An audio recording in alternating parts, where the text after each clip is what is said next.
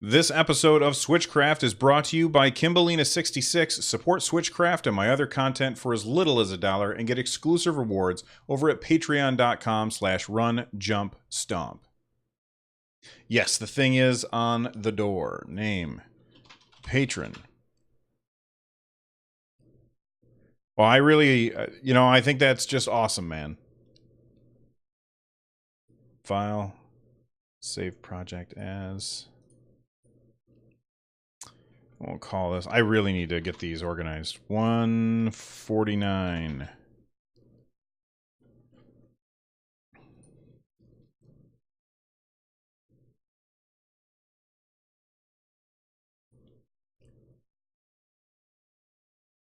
Episode 149 of Switchcraft is brought to you by OP Seat. Head on over to opseat.com/ref/runjumpstomp to directly support the show and get a fantastic gaming chair that can support you. I'm sitting in one right now, and it is great.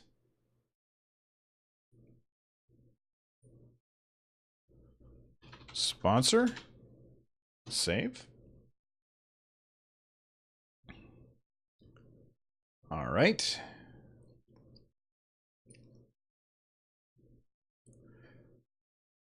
Switchcraft is normally recorded live 3 times a week on Tuesday and Thursday at 3 p.m. U.S. Eastern and on Saturday at whatever time I can get around to it. However, this week has been crazy. I've been doing a lot of different stuff, and because of that, I've been recording the shows a little bit early in the day in order to give me time to do some other stuff. But that being said, make sure that you head on over to twitch.tv/runjumpstomp. Once you're there, you'll be greeted by fantastic people. People like Vaxer, who is clearly a bot. Awate86, who just subscribed. Thank you very much for 5 months of support, Awate86. And Vaxer also subscribed for 5 months over there.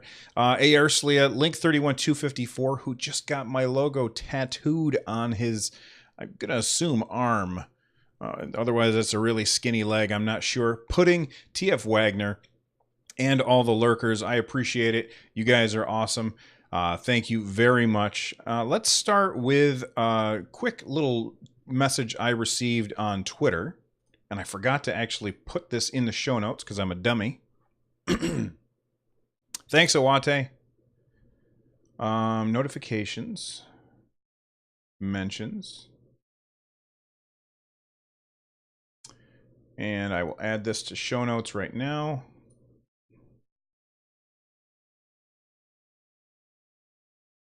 Create link. Close. Okay.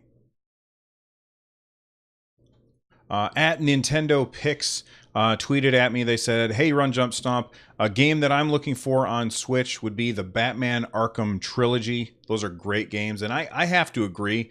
I really enjoyed... I played Batman Arkham Asylum.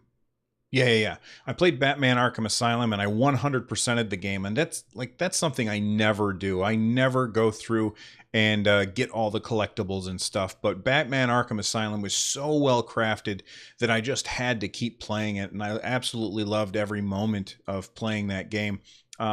And then Batman Arkham City, I played. I never finished it. I didn't feel like it was as good as Arkham Asylum, but it was still a really good game. And then the last one I never played because the PC port was so terrible, and I didn't have any quote-unquote next-gen consoles at the time that it came out, so I just kind of skipped that one. So I would love to see the trilogy come to the Switch. And for those of you that aren't familiar with that game, it's a very Metroidvania style game, and I know people bandy that term around a lot, but it's a Metroidvania style game that also has a really great combat system, where when you're playing it, Batman kind of has heightened senses, so you can sense these incoming punches, and there's very fluid combat.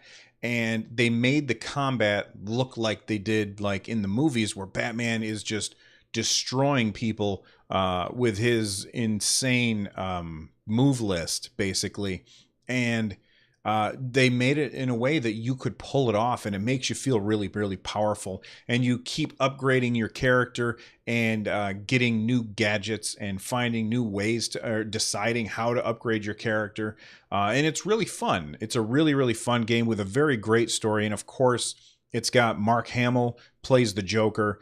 And oh my gosh, I can't remember the guy who plays Batman, but it's the same guy that played Batman from the cartoons in the 90s, which I loved. But Mark Hamill as the Joker is just amazing. I really, really enjoyed Arkham Asylum. And you know what? That's a great call Nintendo picks, is the Batman games. I would love to have those on the Switch, especially if they could do it like as a package that had all three games. That would be perfect. Now, the latest game in the series got a really bad port to PC, and it makes me worry as to how well those games would be ported to the Switch. I mean, there's really no way for us to know ahead of time. I hope that Rocksteady does not use whatever development team that they used in order to port that game over, but I think it's a good idea. If you're looking for ways to get a hold of me, you can do just like Nintendo Picks did by at RunJumpStomp on Twitter. You can email me, runjumpstomp@gmail.com. You can call and leave a voicemail at 260-RUN-JUMP. That's 260-786-5867. And of course, you can join the Discord over at runjumpstomp.com/Discord, and you can see Link's new tattoo. There we go.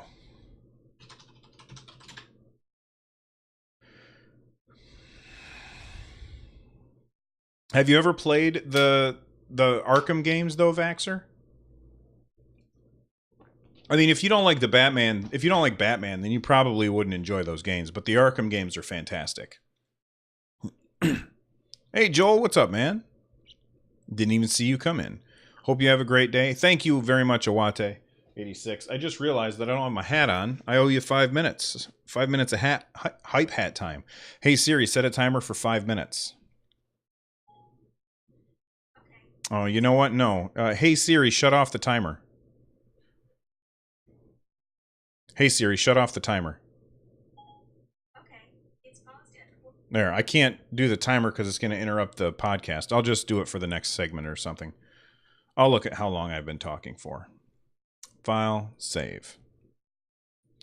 You guys on break right now from school? Yes, I am. Yeah. Which is good because I've got a million things to do for the show.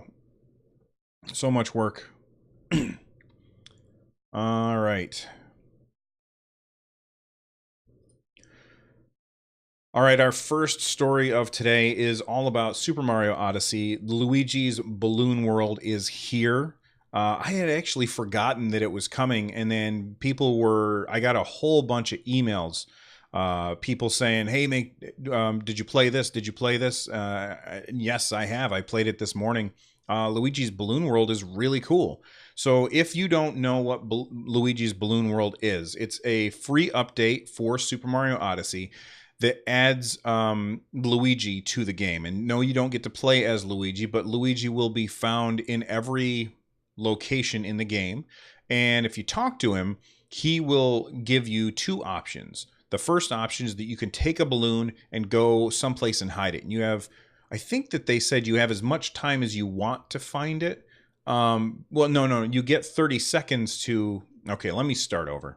I screwed that up. Take two.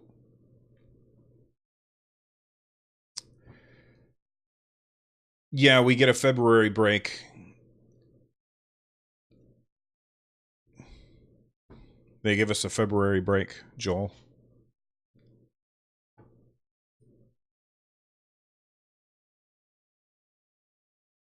You got to beat that main story, man. You can do that fast. All right. All right, let's start off today's episode by talking about Super Mario Odyssey has been updated to, I think it's 1.2.1 or something like that. But it adds in, it fixes a couple of bugs, and it adds in new outfits as well as Luigi's Balloon World. And that's really what I want to talk about the most today. Nintendo announced this via a Twitter update, and actually they talked about it during the Nintendo Mini Direct back in January. But if you don't know what Luigi's Balloon World is, basically it's a patch to Super Mario Odyssey where they've added Luigi to the game. And no, you can't play as Luigi, but what you can do is go and talk to him. And he has this mini game that you can play, and it's a really cool mini game. I played it a bunch this morning, and basically he will give you a balloon, and you have 30 seconds to go hide it. Now, every coin that you pick up adds 3 seconds to your timer. So if you want to get that balloon just a little bit further away from the starting point, then you want to try and map out your run ahead of time and figure out exactly where it is that you're going to go. And you can try multiple times if you want. Just, when the counter's counting down, if you're like, well, I didn't get it quite where I wanted, just pause it and do retry, and keep doing it until you're happy with where it is that you hide it. So you go and you hide the balloon, and that uploads that balloon's location to the server. Then the other mode is the find mode, and that's where he gives you 30 seconds to go and find a balloon. You get to pick which balloon that you want to find from a list, or you can share a code with a friend, and then they can go and look for your balloon. I do wish that there was a way to filter the list to say, just show me my friends' balloons, but I didn't see a way to do that. So I guess what you'll have to do is share your code. Now, if you've joined our Discord, which is runjumpstomp.com/Discord, once you go there, there is a channel, I believe it's called Super or Mario Balloon World or something like that. You'll see the channel. And in there, you guys can post your codes. I don't know if you have to, I haven't gotten anyone else's code yet, but I don't know if you have to say what world it's in, or if you could just put in the code and it'll take you to the right world. I'm not sure, but you guys can share your codes there, and you earn coins in both modes. So you earn coins by hiding a balloon, and then every time that somebody goes to find your balloon, you will earn some coins.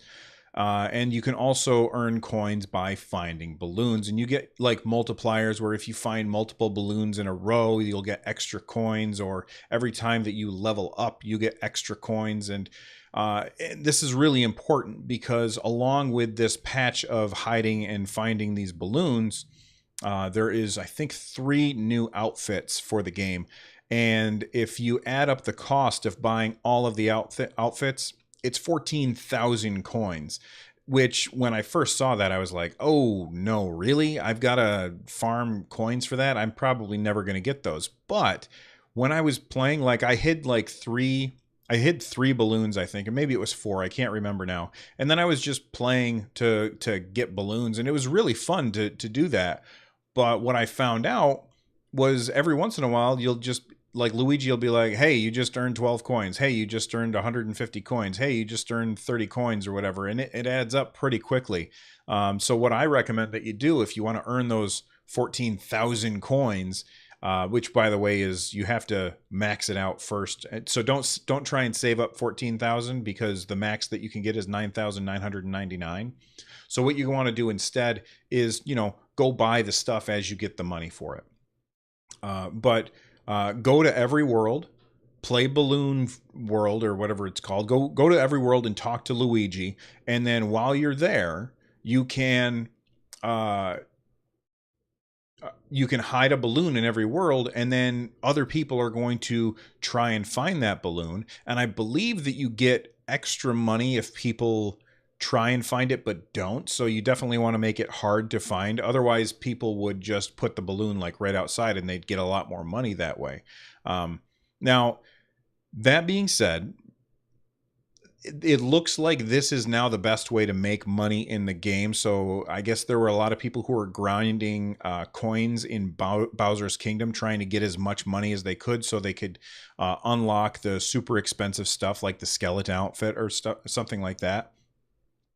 Bear in mind that there are some glitches with this, reportedly. I don't know if it's true. I haven't run into this, but people are saying, they're speculating that you can hide balloons inside walls or under the ground by kind of glitching the system, and that'll mean that people can't find it. And first off, if you're the kind of person that does that, then you're a jerk and you should shut off the show and never listen again, because I don't want you around. That's just lame. Don't do it that way. Play the game the way that it's meant to be played. But Nintendo, you got to figure out a way to fix this. If it's true, you got to figure out a way to fix this, because that it's definitely an issue if that's true. And I'll let you guys know if I hear anything different. But from I don't know, I probably played it for a half an hour this morning. I had a lot of fun hiding those balloons. And at some point in the future, I'm probably going to do a stream over on my Twitch channel where I'll just be finding balloons that people who are watching are hiding for me. So maybe I'll make like a Google Doc or something, and people can add their stuff to their codes to the list, and I can go and find them on stream. And that'll be fun, because you'll hide them and then you can watch me try over and over and over again to try and find it. So look forward to that. All right, thanks again, Awate86, for your support. Hats off to you, friend.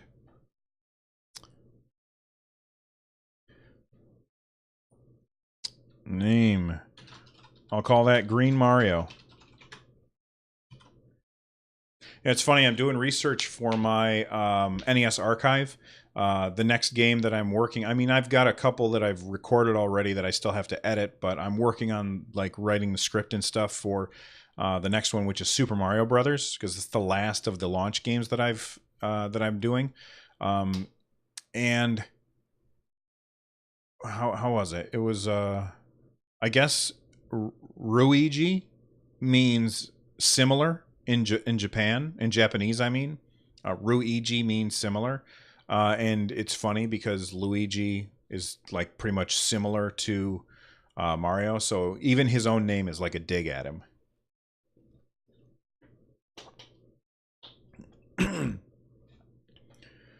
All right.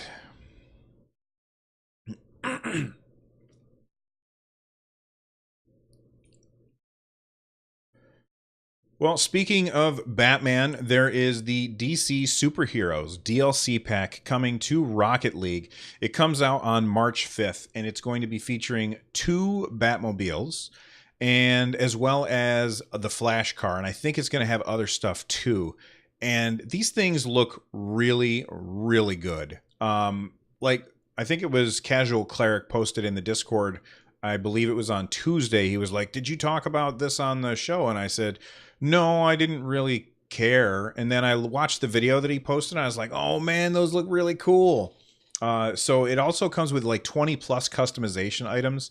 But it's got the 1989 Batmobile from, the Michael Keaton, Jack Nicholson Batman movie, which was scored by Danny Elfman from Oingo Boingo.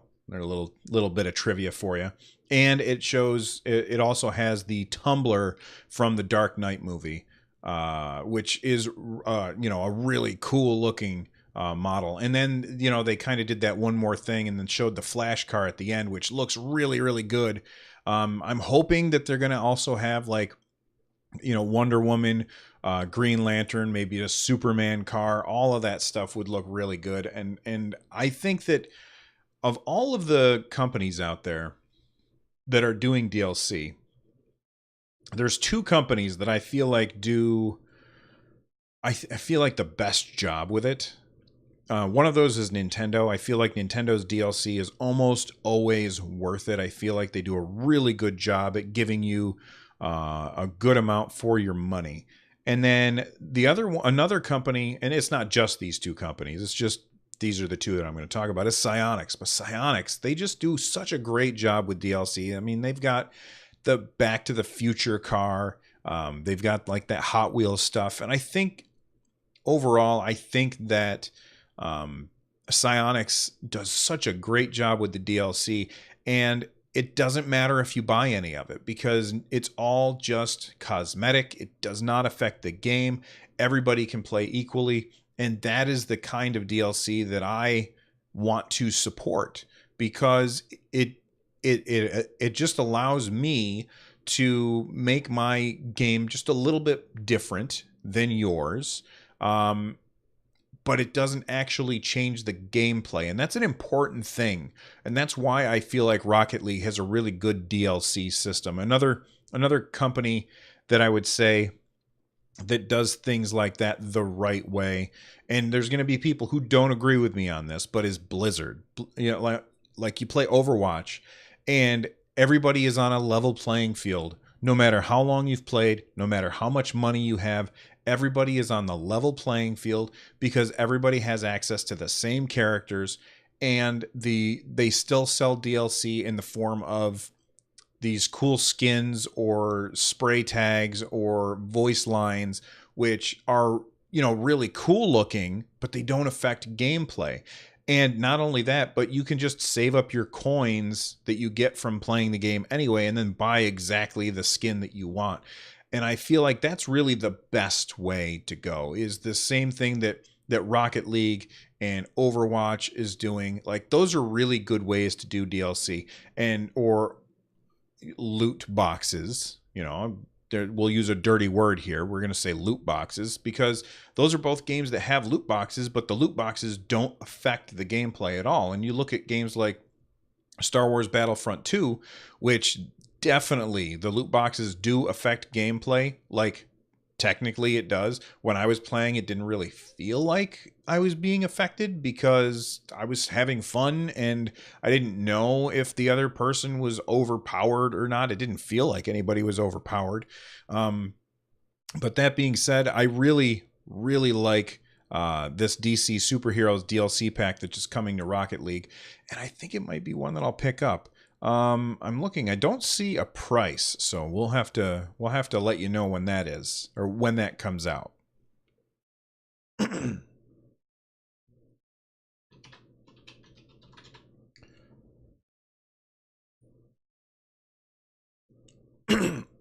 Sorry, hold on.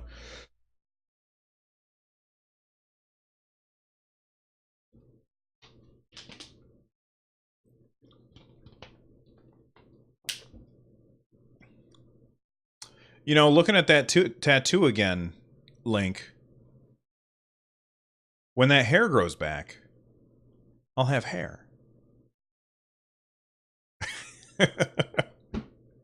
That's crazy. It's just crazy. All right. Let's see.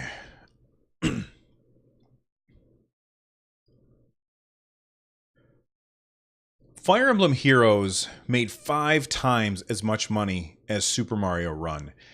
That's crazy. Fire Emblem Warriors, not Warriors, damn it. Start over. Fire Emblem Heroes. Fire Emblem Heroes.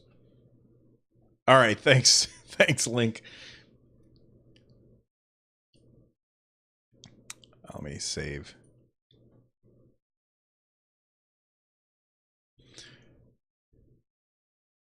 Would be fun if they made a Star Wars game for the Switch. Well, you know, there's rumors that that Disney is shopping around for somebody else to take over the Star Wars franchise. And what I think that they should do, you know what? Let's talk about this.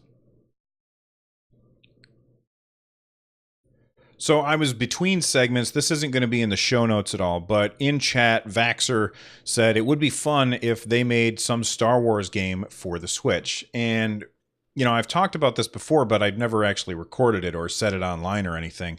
But there are rumors that Disney, unhappy with how EA handled Star Wars Battlefront 2, there's rumors that they are going to be shopping the franchise for Star Wars around to other publishers and seeing if they can find somebody else. Now, these are just rumors. You know, I've got no inside knowledge, and I doubt anybody really does have inside knowledge, but there's these rumors, and I just want to take a second to talk about what I think that they should be doing. And here's what I think that Disney should do. I don't think that they should give anybody exclusive rights. I think that what they ought to do is hire some game developers, or maybe just have some some people who probably used to work at LucasArts or something like that, get like a council together, and then allow people to try to put in an application to develop a Star Wars game. So you could say that, maybe I'll just, because I just got done talking about Psionics, I'll say Psionics. Maybe Psionics wants to make a new Star Wars racing game or something. And they would make their white paper and all of their development plans and stuff like that. And they would take it to this team, and the team would look over the development plans, and they would say, yes, this is okay, or no, this is not okay.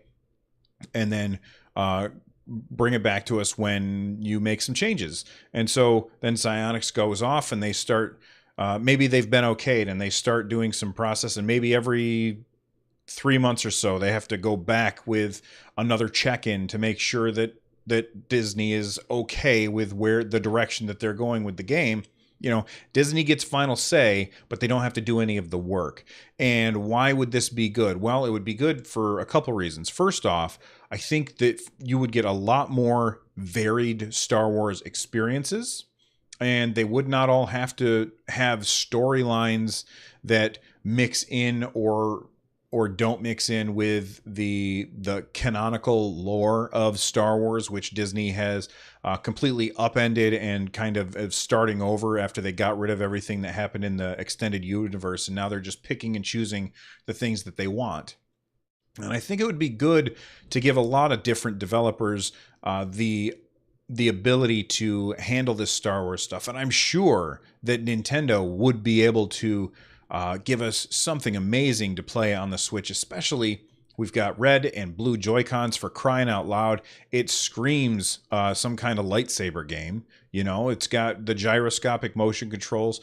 It could be really good. It could be terrible too. You never know. But giving all of the power to one company to make, I think, is a huge mistake. And I hope that Disney doesn't do this. I hope that if this is true, that means we'll get some Star Wars games on the Nintendo Switch. And if nothing else, we could at least get some people to port like the Knights of the Old Republic games or something like that to the Switch, because those are games that would run on the Switch very well. I mean, they've already been ported to phones and stuff. And there's some of the best RPGs ever made.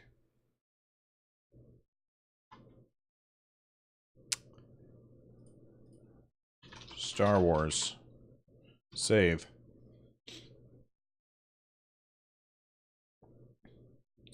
Let me see how long we've got so far. So we'll go tracks. Line tracks end to end. Ooh. Oh, okay. Tracks, line tracks end to end. We're already at 20 minutes.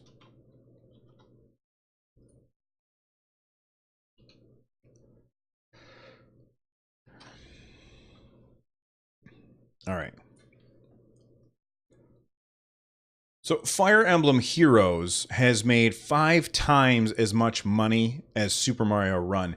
And this is really a battle between two pricing models, or not pricing models, but monetization models, ways that they price the game. So both games are free-to-play games. You can start playing Super Mario Run, no cost to you. And then if you decide that you like the game, you pay $10, you get the whole game. That's model 1. Model 2 is Fire Emblem Heroes model, where you basically play the game, you get orbs by playing the game. You could take those orbs and use them to either increase your stamina so that you can play for a longer period of time, or to use them to buy characters, which or buy a chance at a random character. I'm sorry, excuse me. Okay, so those are the two ways of doing it. One, you pay once, you're all done. And the second, you continually pay if you want to.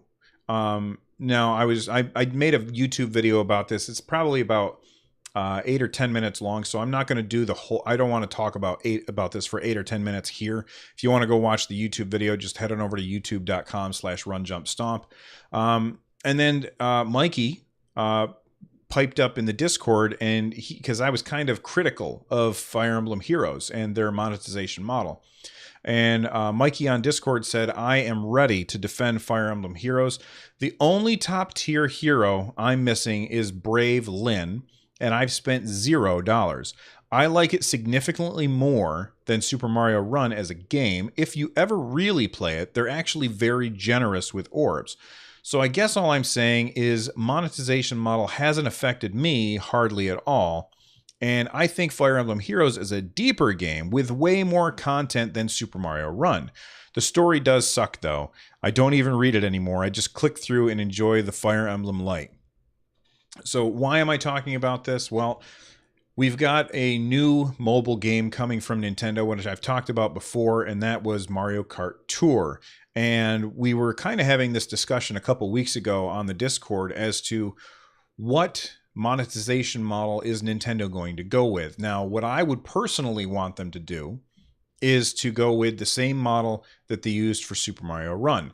Give a couple tracks for free, and then do a $10 purchase and you buy all the rest of the tracks. I think that's the best one for the consumer.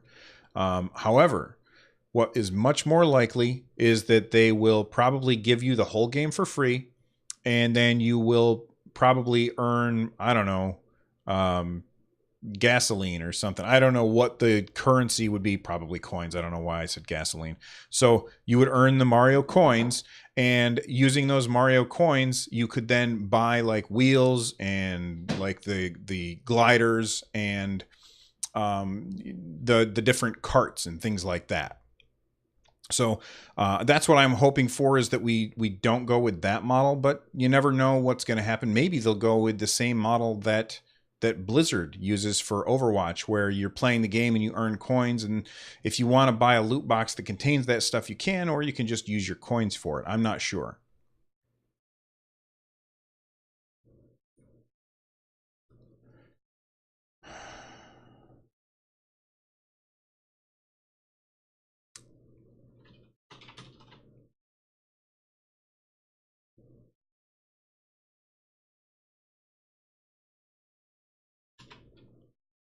Be right back.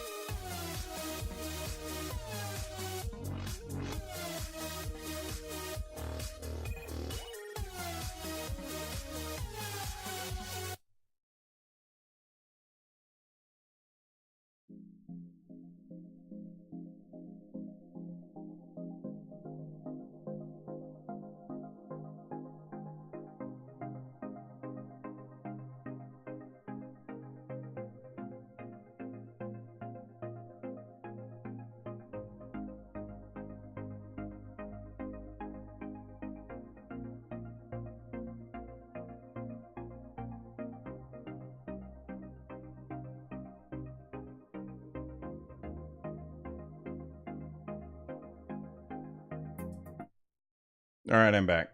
Sorry about that.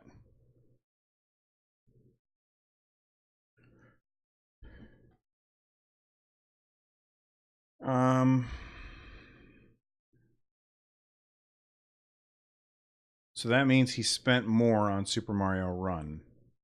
Who? Who spent more? I don't understand.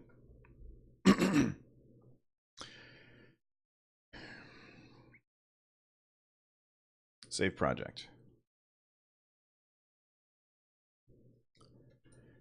So I wasn't even going to talk about this, but I got a bunch of emails sending me the same link to the same article about Smash Brothers. There's some rumors that we're going to be getting a Smash this year, and it's started by Emily Rogers. She posted on Resetera, which is the reboot of NeoGAF. And basically she said, unfortunately, I don't have enough information to speculate whether Smash Brothers will be branded / marketed as a deluxe definitive edition port or a half sequel or a full sequel. I can only confirm two things. Number one, a Smash Brothers title will be announced and released for Switch later this year. And two, they added brand new content and reworked some of the existing Wii U / 3DS content. To me, and now I'm talking about me, not Emily Rogers anymore. To me, it seems like this is just pure speculation on her part. This is exactly the same thing that I said, I don't know, 58 times on the show, probably, is that that's what we're going to get with Smash Brothers. We're going to get a port of Smash Brothers 4, which was on the Wii U and 3DS. They're going to take those two, mash them together, and probably add in a couple of new characters and a couple of new stages. It's a safe bet to say that. And I'm not going to pretend that I have any sources. I'm not saying that she's lying about her sources. There's been a couple times where she has hit the nail on the head, and there's been a couple times where she's completely missed the boat. But, you know, she seems to have some insider knowledge sometimes. So, you know, the only reason I talk about it is because a lot of people sent me a link to the story. Now, do I think that we're going to get a Smash Brothers this year? Probably. I think that we probably will. I think it'll be heavily featured at E3. If it's not heavily featured at E3, we probably won't get one at all this year, and it'll be next year. But I'm pretty sure we're just going to get a port of the Wii U version, and it'll come with all the stuff that was on the 3DS version, and they'll add in some new characters and backgrounds, or not backgrounds, but stages. And I think that's a safe bet. That's like saying, I think Square's going to delay Final Fantasy VII Remake again. No one would be surprised if that happened. And I really don't think anybody would be surprised if we got a Smash Brothers on the Switch this year. It's one of Nintendo's best-selling franchises ever. So, I mean, why wouldn't they?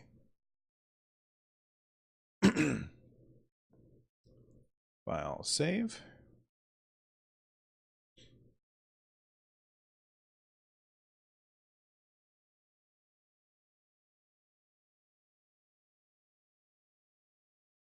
That wasn't... Wait. Oh, okay. So that means that Mikey spent more on Super Mario Run. Okay, I understand.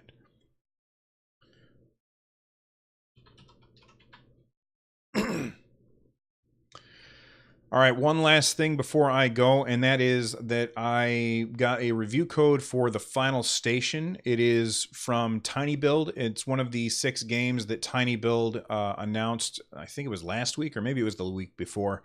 But I got a review code for the game. I haven't had a chance to review it yet, but there is a preview. It's like the first 20 minutes of gameplay. I posted it to YouTube, so head on over to youtube.com/runjumpstomp, or you can just click the link in the show notes and you can see what the first 20 minutes of the game is like.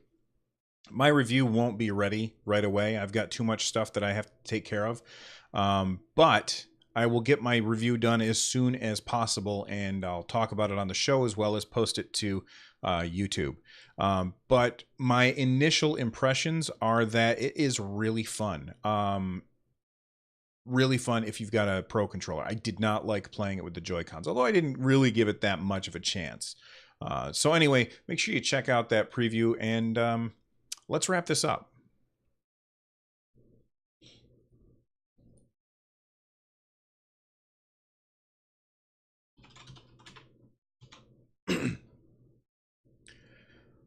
Well, guys, that is all the time that we have for today. If there's a story that I missed or a topic that you would like discussed, please let me know at one of the ways that I mentioned at the beginning of the show. If you're looking for a way to support the show, head on over to runjumpstomp.com/support. There's lots of ways that you can support there, and one of the ways that you can do that is by joining the Patreon over at patreon.com/runjumpstomp. Also, just share the show with a friend. Thank you guys for listening and hanging out with me. Thanks to chat for hanging out with me while I record. You guys are awesome. And I will see you guys next time. Bye-bye.